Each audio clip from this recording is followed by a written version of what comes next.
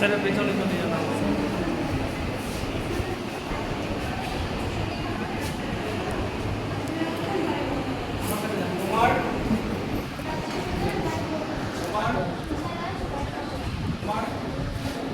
কত বলে যাও।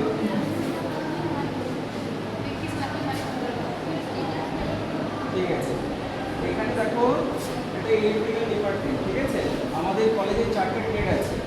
একটা হচ্ছে ইলেকট্রিক্যাল, একটা হচ্ছে ফিটার, একটা সিএইচএনএ, আর হচ্ছে ওয়েল্ডার ডিপার্টমেন্ট। কিন্তু ইলেকট্রিক্যাল ডিপার্টমেন্টের সবথেকে বেস্ট ডিপার্টমেন্ট। ঠিক আছে, তো এই ইলেকট্রিক্যাল ডিপার্টমেন্টে যে দাদা দিদিরা দেখছো আমাদের ফার্স্ট ইয়ারে। ঠিক আছে, তো এরা তোমাদের এই সমস্ত প্রজেক্টগুলো বানিয়েছে ফার্স্ট ইয়ারে। তো এই প্রজেক্টগুলো তোমাদের সামনে রিপ্রেজেন্টেট করবে। করতে করতে যদি কোনো প্রশ্ন আসে সবার শেষে করবে, মনে থাকবে। ঠিক আছে, তো ফার্স্ট এই প্রজেক্টটা, ঠিক আছে, এটা কি উইন্ড এনার্জি। তোমরা কি করেছো?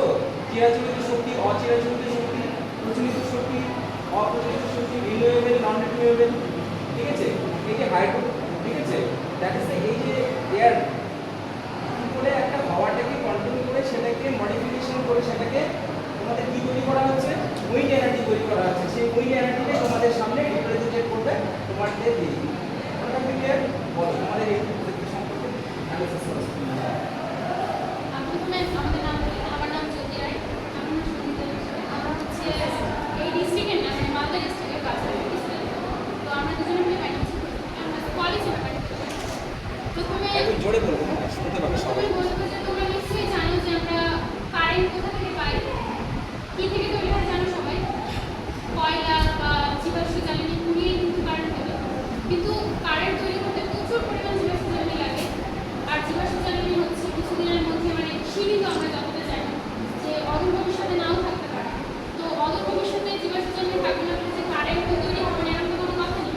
আমাদের এগোতে হবে, কারেন্ট তো আমাদের লাগবেই, প্রতিনিয়ত কাজ।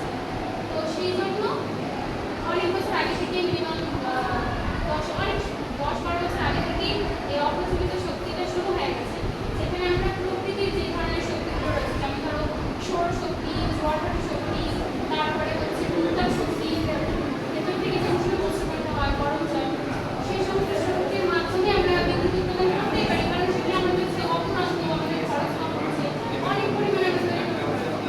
সেই জন্যই যেহেতু জীবাশ্ম জ্বালানির ভয়টাকে রোধ করার জন্য এবং ভবিষ্যতের কথা মাথায় রেখে ভবিষ্যতে প্রজন্মের জন্য, মানে এখন আমাদের অপ্রচলিত শক্তির দিকে হাত বাড়াতে হবে। এতটা প্রচলিত শক্তির উপর নির্ভরশীল হলে চলবে না, সেই জন্যই এরকম ব্যবস্থা। তো তোমাদের কাছ থেকে আমি শুনতে চাই যে একটা অপ্রচলিত শক্তির নাম বলতে পারবে?